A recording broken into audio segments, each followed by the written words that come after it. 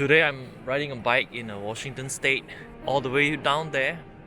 From there, and I start from there actually. Like I ride the road 7 miles, come up to this place called North Head Lighthouse. I'll show you the lighthouse later. If you want to turn out to be a financially successful person, of course you'll need to instill a lot of good money habits. And so today's video, I'm going to talk about how you can positively cultivate some very good habits that will ensure your financial success. There are many decisions that we make subconsciously every day. Research shows that 40% of what we do daily is actually habits. If you want to change your outcomes, of course you will have to change your habits. If you're like me who watch the Hong Kong Kung Fu dramas growing up, you know that when a Kung Fu master he wants to level up his Kung Fu, what we say in Cantonese is have to 閉關749日. Right? It means that he'll lock himself up in a cave or somewhere and then practice the Kung Fu for 49 days. So a habit is formed when you perform it frequent enough. Could be 30 days, 14 days. So when you do it long enough, it will become a habit. I'm finally seeing the lighthouse there at the back. So here's the lighthouse. It's called the North Head Lighthouse, and there's a helicopter here, so that's why you hear all the sound. Many experts talk about how to form habits, and I want to share with you today about the method shared by Gretchen Rubin in her book. It's called the 4 Pillars of Habits, FMAS. The first pillar, F, stands for foundations. So when you want to form a habit, you want to make sure that the habit is the foundations that let you have more capacity to do other things. So for example, the foundation habits will be like good sleep pattern, exercise regularly, like unclutter, eat healthily. So these are like the foundations of habits. M stands for monitoring. So if something counts in your life, you better learn a way to count it. So you want to monitor how you're doing with that habit, right?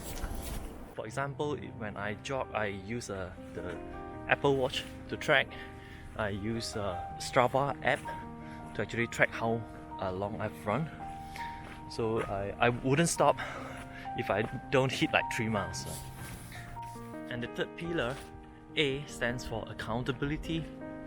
So for example, in the Strava app, you have friends who will give you kudos when you do a certain miles, right? So it is a way to make yourself accountable for what you do. And then the final one, S, stands for scheduling. So you have to put it in your schedule, put it in your calendar, block your time and set a time to do it. For example, I set to do a long hike every week, and oftentimes I always check the weather 1 week ahead and block my calendar for that day, specific day that I'll do a long hike. Okay, I got back to my bike and I'm gonna ride down back to my car. I'll talk to you more on this topic. I'll give you more examples. For example, in the previous video we talked about asking for discount, right? According to the 4 pillars of habits, asking for discount is a foundation habit. So it is good because if you cultivate that, you will have more resources for saving, for investment. So you accumulate wealth more effectively. Then M, monitoring. So how do you monitor your discount? You can jot down every time you do that, right? Like every week, to try to calculate how much discount you actually totally you got over that week. And A, if you want to be accountable, you can ask your spouse to participate in the activity together with you. And you also want to put it in your schedule, so that like say every week you try to fork out 5 minutes of your time to find out how much discount you actually get over the week. So you do this often enough, then it becomes a habit. The outcome is actually very rewarding because you will save some money, have more money for investment and saving. Another good habit to have is to have a budget and always follow the budget plan.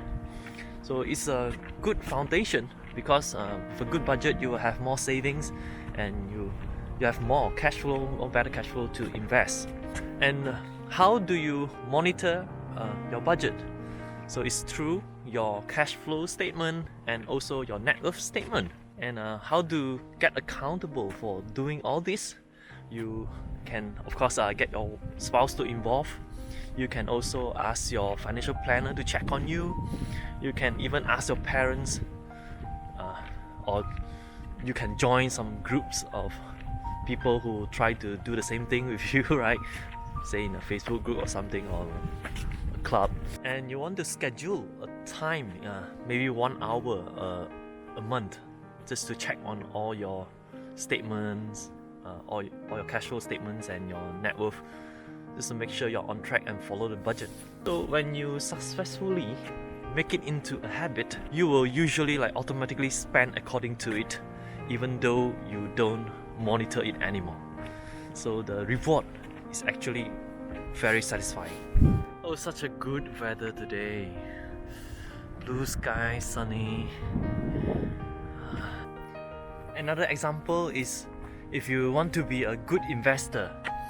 In fact, the habit to have is not actually investing. The habit to have is study companies. So if you have the habit of always studying good companies, then it will help you to become a good investor.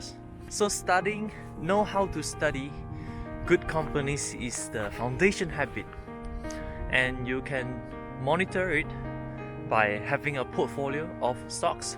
So if you regularly do stock analysis, study the good companies, you make it a habit of looking at least one a month, and then you'll build up a portfolio of good companies. So when market is down and the price is right, you can act accordingly. You can be held accountable for studying good companies by talking about the businesses you study with your family members, and also sharing your research in a certain investment group, like in a Facebook investment group or something. And you can schedule it in your calendar. Say every week you'll have to spend 1 hour or 2 hours to actually study those good companies. Then when you make it a habit, you will have a portfolio of good companies to choose from. So whenever the price is right, when you have extra money, you will buy those companies and keep it for long term, and it will be very rewarding, because when you have these stocks appreciate over time, the business grow over time, you will have achieved your financial goals much easier than those people who are not having a habit of studying good companies. Okay, here you have it.